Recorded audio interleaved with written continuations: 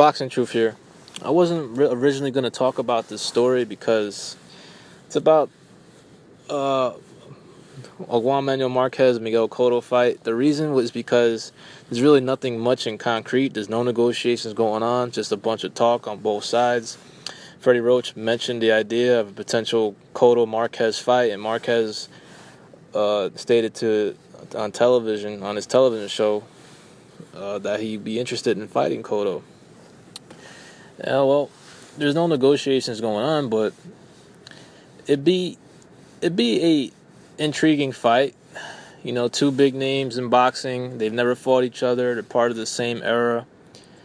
But ever since the fight has been this, the idea was brought up, Marquez wanted a ridiculous stipulation for the fight to happen. He demanded a rehydration clause, which in my opinion is the biggest pussy move you could request, you could ask for as a fighter.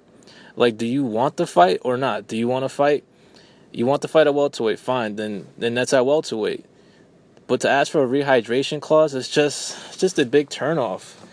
I mean, like, are you scared to take the fight, or are you scared of Miguel Cotto physically? This is why I'm not a big fan of Juan Manuel Marquez for a number of reasons. And in the past, he's shown a reluctance to take, fights against, physical guys, big welterweights. I mean, this guy was scared to fight Brandon Rios, for crying out loud. He wouldn't fight Brandon Rios because he felt he was too physical, and at that age, he shouldn't be fighting guys like him. But he was willing to fight Alvarado, who was chop worn, had taken some bad beatings prior to their fight. I mean, you saw in that fight how shot Alvarado was. The guy wouldn't punch unless he was getting hit hard. The fighter would come out of him every time he got punched hard with Marquez. But if he wasn't getting punched, he wasn't pulling the trigger. That's how shot he looked in that fight. So, instead of Marquez fighting Rios, he fought Alvarado, who was the safer route at the time. And there's a lot of cloud of suspicion with Marquez.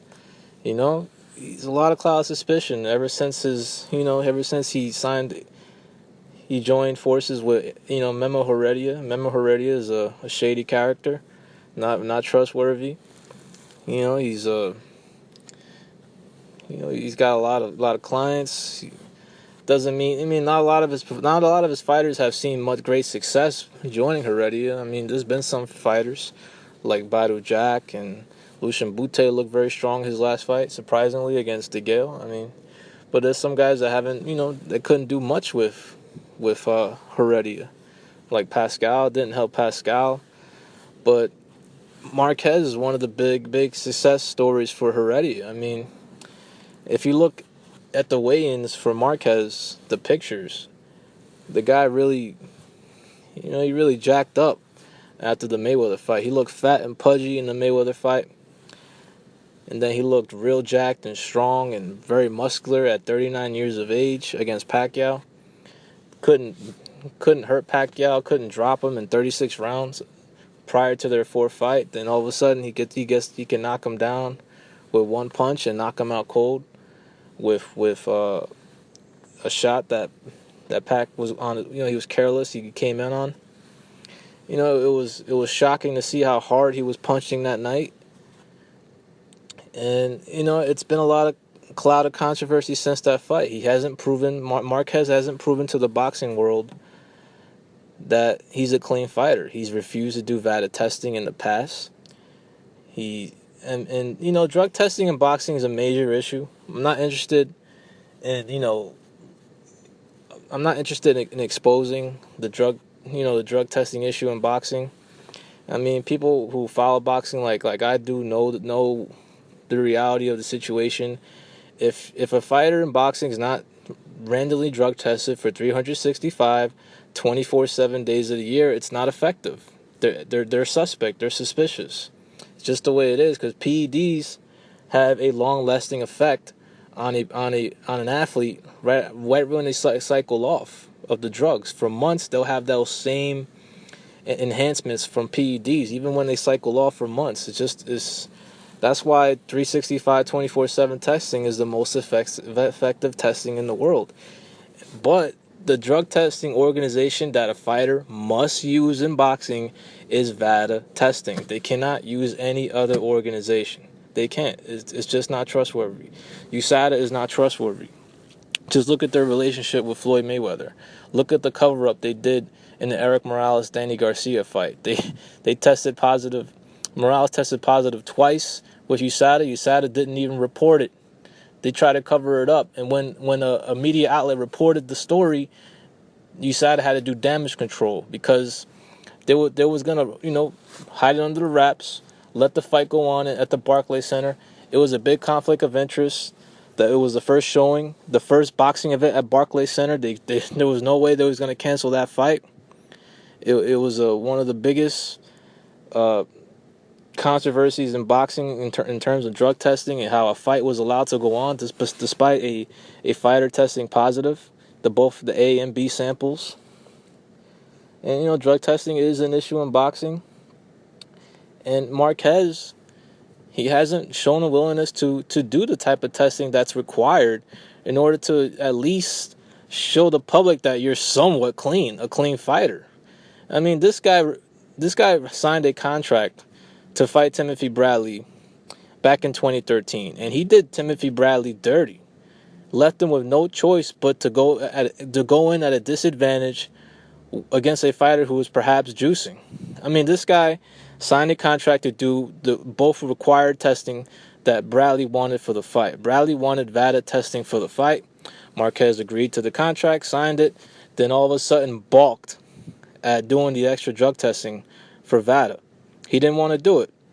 It just makes you scratch your head. Why won't you want to do VADA testing? Why don't you want to prove that you're a clean athlete? VADA testing is considered the most extensive, most stringent drug testing there is.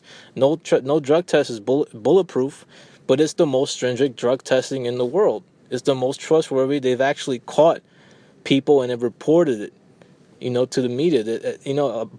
Two big fights were canceled because of VADA.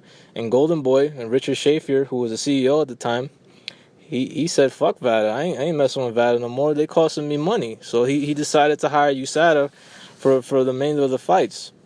Because USADA plays ball. They're willing to, break the rules and, hide shit and not report stuff to the media. They play ball. VADA doesn't play ball. Anyways, Bradley he really got fucked in that fight. I mean, he won the fight. Good for him. He was able to outbox Marquez. But, he was really in a bad predicament. I mean, Marquez refused to do drug testing, even though he signed a contract to do it. He didn't want to do VADA. And Bradley had a choice of, all right, I have a clause in my contract where I can pull out of the fight because it's in the contract. The guy doesn't want to do drug testing, so I can pull out of the fight and not get sued by HBO and Top Rank. But Top Rank already spent a lot of money promoting the fight. HBO already spent a lot of money in promoting the fight as well. And if Bradley didn't go through with the fight, it would have cost him his career. It would have been the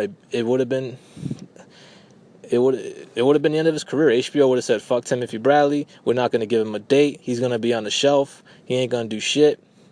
So Bradley was damned if he didn't. Damn if he did. Damn if he didn't. If he didn't take that fight. So he decided, you know what? It's a big payday. Perhaps this guy's juicing. We don't know. I can't say that publicly because he'll get sued for defamation if he does say that. So he took the fight. He manned up. He took the fight and beat Marquez clearly. And, give a lot of credit for Bradley for making that decision. He knew what was the deal. He knew why Marquez didn't want to do VADA testing. It is what it is. But, that's how Marquez's career is looked at upon now. I mean, he hasn't proven to the public that he's truly a clean athlete. Continues not to do it. And I'm getting sick and tired of reading about him in the media. Are you going to fight or not? I don't want to hear about your knee. I don't give a shit about your knee. I don't give a shit about your rehab. Just, do you want to fight or not? If you don't, then retire. No, I don't care to see Marquez fight again. I really don't. And, if he wants to fight Cotto, fine, but don't make no pussy requests of a rehydration clause where Cotto has to weigh in at 153 the following day of the weigh-in. Get out of here, man. That's pathetic. That's a pathetic request, man. It's pussy shit right there. I mean, I've lost a lot of respect for Marquez over the years. I just lost even more respect after his latest request to Miguel Cotto. I really don't care if that fight happens. If it does, it does. If they do make that fight, it will be on pay-per-view, so you have the option of buying it or not. But it's two guys past their primes, seen better days. They're big names, but they're not going to be, much of anything in the future. This is Boxing Truth. I'm out.